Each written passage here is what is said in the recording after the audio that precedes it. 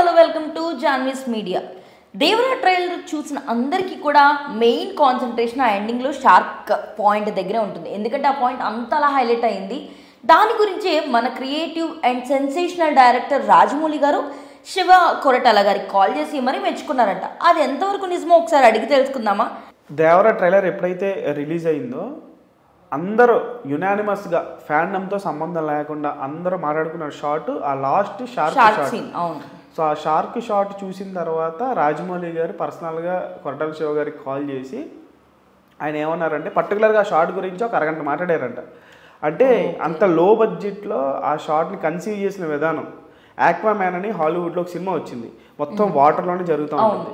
దాంట్లో అంటే ఆ ఆక్వామ్యాన్ని ఆ వరల్డ్ని క్రియేట్ చేయడానికి వాళ్ళు చాలా కోట్లు ఖర్చు పెట్టారు. జస్ట్ ఆ ఒక్క షాట్కే 100 కోట్లు కలెక్ట్ చేసేస్తుందా అనే రేంజ్లో ఉంది శివ అని చెప్పేసి రాజమౌళి గారికి కాల్ చేసి చాలాసేపు, అంటే ట్రైలర్ చూసిన తర్వాత మామూలుగా ఆయనకి చాలా కాల్స్ వచ్చాయి.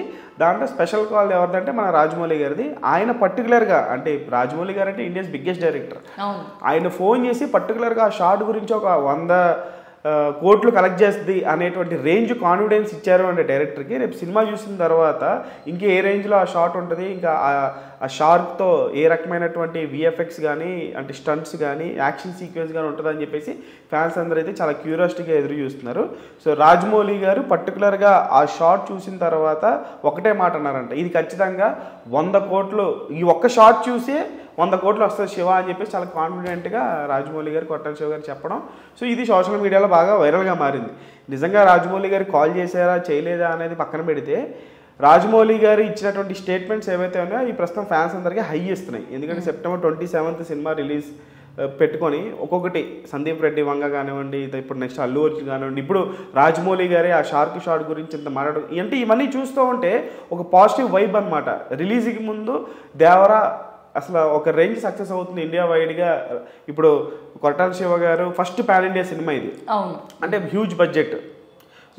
రాజమౌళి గారు RRR సినిమా తీసిన తర్వాత ఎన్టీఆర్ గారు ఒక గ్లోబల్ వైడ్గా ఆయనకు మంచి ఇమేజ్ వచ్చింది. బేసిక్గా అయితే జూనియర్ ఎన్టీఆర్ గారు ఈ మూవీ సెలెక్ట్ చేసుకోవడం కూడా, ఎందుకంటే మిత్ ఉంది నిజంగానే రాజమౌళి గారి సినిమా వచ్చిన తర్వాత ఏ హీరోకైనా 3 సినిమాల వరకు ఇంపాసిబుల్ హిట్ అవడం అనేది, ఎందుకంటే ప్రతి హీరో విషయంలో అది నిజమైంది.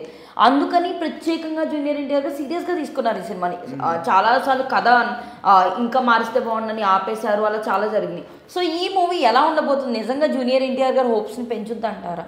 ఖచ్చితంగా. అంటే జూనియర్ ఎన్టీఆర్ గారికి ఉండేటువంటి ఇమేజ్ ఏదైతే RRR సినిమా తర్వాత వచ్చిందో ఆ ఇమేజ్ని పెంచే విధంగా ఉంటుంది, కానీ తగ్గించే విధంగా ఏమాత్రం ఉండదు. పైగా రాజమౌళి గారు లాంటి వాళ్ళు స్టాంప్ ఇచ్చారు అని అంటే ఇంకా సినిమా ఏ స్థాయిలో ఉంటుందో మనం అర్థం చేసుకోవచ్చు.